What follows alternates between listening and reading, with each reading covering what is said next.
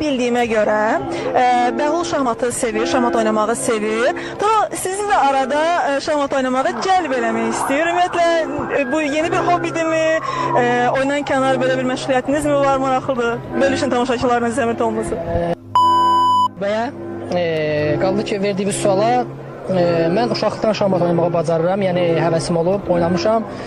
Daha sonra komandaya Qarabağa gəldikdən sonra Bəhlulla bir otaqda qaldım.